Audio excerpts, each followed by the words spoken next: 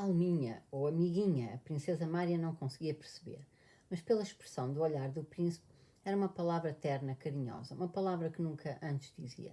Porque não vieste? E eu que desejava a morte dele, pensava a princesa Mária. Ele ficou calado há algum tempo. Obrigado, filha amiguinha, por tudo, perdoa. Obrigado e perdoa, obrigado. E corriam-lhe as lágrimas dos olhos. Chamai o Andriucha, disse ele de repente, e com este pedido, qualquer coisa infantilmente tímida e desconfiada se lhe exprimiu no rosto. Parecia saber que o pedido dele não tinha sentido. Pelo menos assim pensou a princesa Mária. Recebi carta dele, respondeu a princesa Mária. O pai olhou para ela com um espanto tímido. Onde está ele? Está no exército, mon père, em Smolensk. Ficou muito tempo calado, com os olhos fechados. Depois acenou afirmativamente com a cabeça e abriu os olhos, como que em resposta às suas dúvidas e em confirmação de que já tinha percebido tudo e já se lembrava de tudo. Sim, disse distintamente baixinho. É o fim da Rússia. Levaram a Rússia à perdição. E voltaram a correr as lágrimas dos olhos. A princesa Mária não pôde conter-se mais e, olhando para o pai, chorou também. Ele voltou a fechar os olhos. Pararam-lhe os soluços. Fez um gesto apontando para os olhos. Tícon, percebendo, limpou-lhe as lágrimas. Depois abriu os olhos e disse uma frase que todos tardavam em perceber, até que Tícon a entendeu e repetiu. A princesa Mária, levando em linha de conta o estado de espírito do pai naquele momento, procurava o sentido das palavras com que ele lhe falara um minuto antes. Ora, achava que o pai falava da Rússia, ora do príncipe Andrei, ora dela, ora do neto, ora da sua morte. Não a esclareciam as palavras dele. Veste o teu vestido branco, gosto dele, disse o velho príncipe. Ao ouvir estas palavras bem inteligíveis, a princesa Mária chorou ainda mais alto, e o doutor, pegando-lhe pelo braço, levou-a do quarto para o terraço, pedindo-lhe que se acalmasse e que tratasse dos preparativos da viagem. Quando a princesa Mária saiu, o príncipe voltou a falar do filho da guerra do imperador. Mexia os sobrolhos irritado, começou a levantar a voz rouca e teve o segundo e último ataque de apoplexia. A princesa Mária ficou parada no terraço. O dia tornara-se claro, cheio de um sol quente. Era incapaz de pensar, de sentir, de compreender, fosse o que fosse, para além do seu grande amor pelo pai. Um amor que só agora, pensava ela, conhecia verdadeiramente. Correu para o jardim e a chorar foi pelo declive abaixo até ao lago, depois correu pelas alamedas novas, ladeadas de tílias que o príncipe Andrei plantara. Sim, eu desejei-lhe a morte, sim, eu desejava que tudo acabasse depressa. Eu queria o meu sossego. Mas o que vai acontecer comigo? Para que preciso de sossego quando ele já não estiver cá? Murmurava a princesa Mária, andando num passo rápido pelo jardim e apertando as mãos contra o peito, de onde lhe saíam, convulsos, os soluços. Dando a volta pelo jardim e chegando de novo à casa, viu Mademoiselle Bourrienne, que ficara em Bogucharovo e agora não queria sair de lá, e um senhor desconhecido indo ao seu encontro. O senhor era o tal decano distrital da nobreza que viera para convencer a princesa da necessidade de partir imediatamente. A princesa Mária ouvia e não compreendia. Convidou-o a entrar e a tomar o primeiro almoço e sentou-se à mesa com ele. Depois, pedindo-lhe desculpa, aproximou-se da porta do velho príncipe. O doutor, com uma cara preocupada, saiu ao encontro dela e disse-lhe que não podia entrar. Vá, princesa, vá-se daqui, vá. A princesa Mária foi de novo para o jardim e embaixo, junto ao lago, onde ninguém a podia ver, sentou-se na erva. Não sabia quanto tempo ficou ali. Os passos de alguém a correr pela vereda fizeram-na voltar assim. Levantou-se e viu que Duniacha, a sua criada de quarto, pelos vistos a procurava, parou de repente, assustada com o aspecto da sua menina. Princesa, por favor, o príncipe, disse Duniacha com a voz entrecostada. Já vou, apressou-se a dizer a princesa, sem dar tempo a Duniacha de lhe dizer até ao fim o que tinha a dizer, e tentando não olhar para Duniacha, correu até casa. Princesa, cumpre-se a vontade de Deus, tem de estar preparada para tudo, disse o decano, recebendo-a à porta de entrada. Deixe-me, não é verdade? Gritou com raiva. O doutor quis detê-la.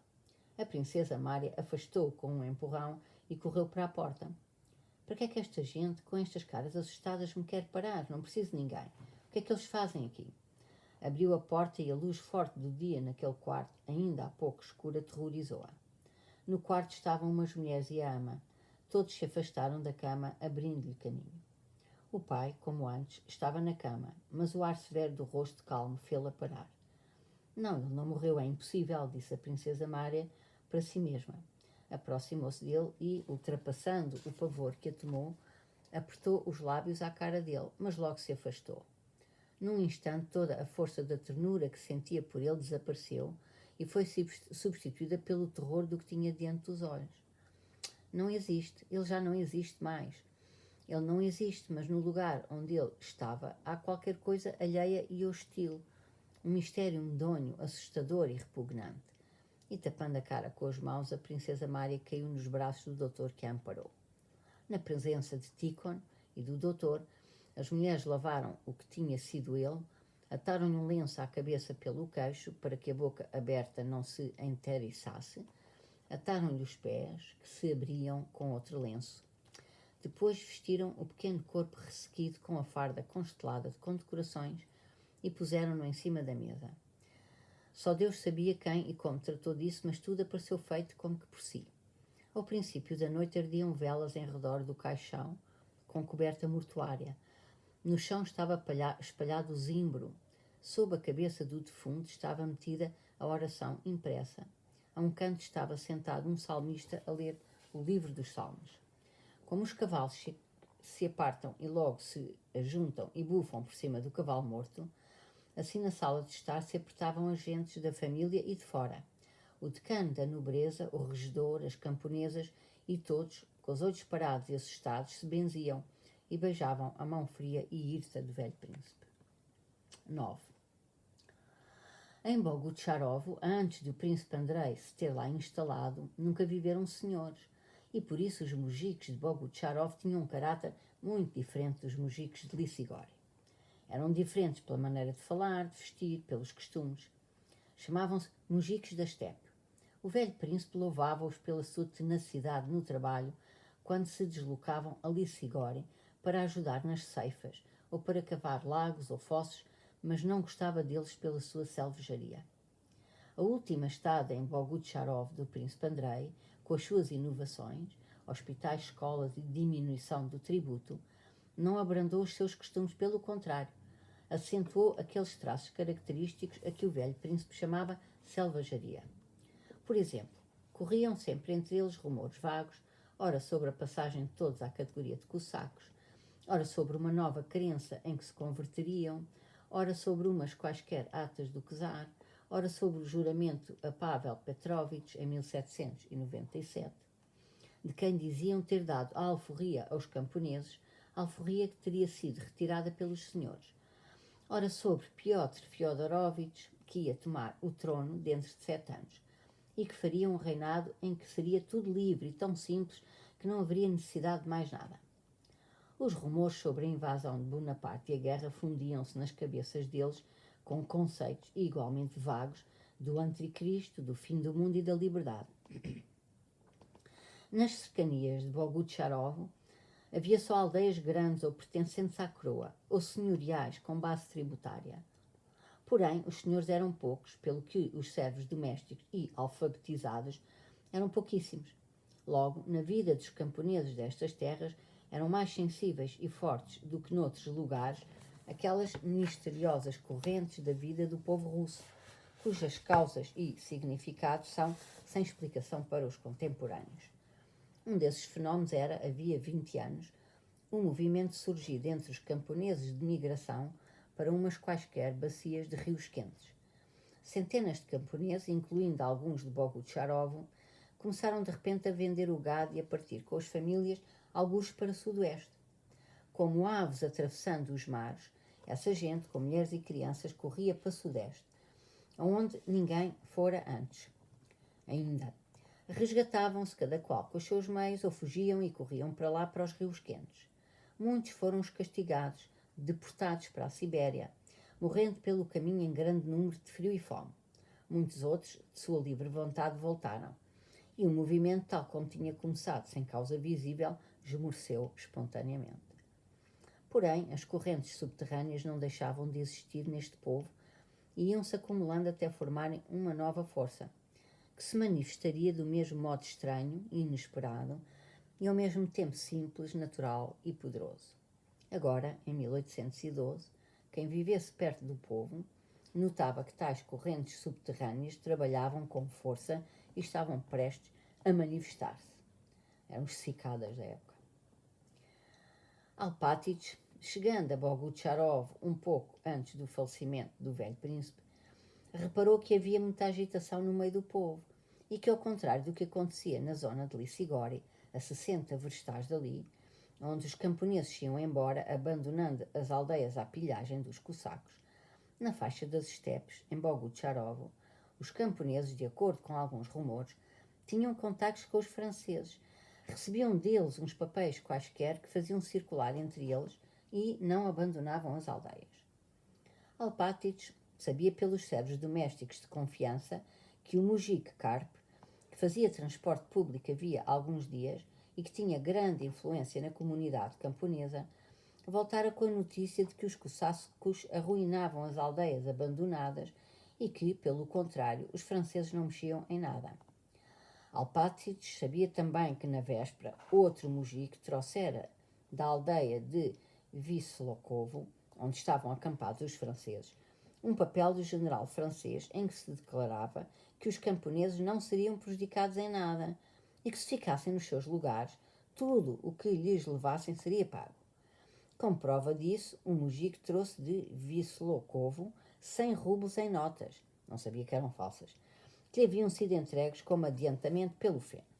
Por fim, o que era mais importante, Alpátych tinha conhecimento que no mesmo dia em que tinha dado ordem ao regedor para preparar as carroças para a partida da princesa de Bogucharov, houve de manhã uma assembleia de camponeses em que fora decidido que eles ficariam e esperariam. Entretanto, o tempo urgia. O decano da nobreza, no dia da morte do príncipe, 15 de agosto, insistiu, mais outra gralha, para que a princesa partisse no próprio dia, porque a situação estava a ficar perigosa. Disse que, depois do dia 16, se eximia de qualquer responsabilidade. Saiu de Bogucharov nessa noite, prometendo voltar no dia seguinte para o funeral, mas não pôde comparecer, porque, pelas notícias que teve, os franceses avançaram de repente, tendo ele tempo apenas de levar da sua herdade a família e os bens de maior valor. Bogucharov era dirigida havia mais de 30 anos pelo regedor Dron, a que o velho príncipe tratava por Dronushka. Dron era um daqueles mujicos fortes, física e moralmente, que, mal chegavam a adultos e deixavam crescer a barba, viviam assim até aos 60 ou 70 anos, sem um único cabelo branco e sem a falta de um único dente, robustos e de costas direitas, tanto aos 60 anos como aos 30. Dron, depois da história da mudança para os rios quentes, em que participara juntamente com outros, foi feito regedor de Bogucharov e desde então exercia impecavelmente este cargo, já ia para 23 anos. Os mujiques tinham mais medo dele do que do senhor. Os senhores, o velho príncipe, o jovem príncipe e também o administrador, respeitavam-no e chamavam-lhe por brincadeira o ministro. Durante todo o tempo que levara de serviço, Dron nunca esteve bêbado ou doente. Nunca, nem depois de noites sem dormir, nem depois dos labores mais duros, se mostrava minimamente cansado. E embora fosse analfabeto, nunca deixava de controlar qualquer contagem de dinheiro ou de farinha que levava para venda em enormes comboios de carroças, nem uma meda em cada jeira dos campos de Bogucharov. Foi este drone que Alpátych, vindo de Lissigori, devastada, chamou à sua presença no dia do funeral do príncipe e lhe deu a ordem para preparar 12 cavalos para as carruagens da princesa e 18 carroças para o comboio que devia ser levado de Bogucharov. Embora os mujiques pagassem tributo em Bogucharov, na opinião de Alpátych, esta ordem não seria difícil de cumprir, uma vez que em Bogucharov havia 230 famílias tributárias e os mujiques eram abastados. Porém, depois de receber a ordem, o regedor Dron baixou os olhos e ficou calado. Alpátych enumerou-lhe os mujiques que conhecia e a quem mandava requisitar as carroças. Dron respondeu então que os cavalos desses mujiques andavam por fora, ao frete. Alpátych mencionou outros mujiques, mas nas palavras de Dron, estes também não tinham cavalos, já que uns tinham sido requisitados para transporte de cargas públicas, outros estavam fracos, outros ainda tinham morrido por falta de forragem. Era impossível, na opinião de Drone, arranjar cavalos, não só para o comboio, mas também para as carruagens.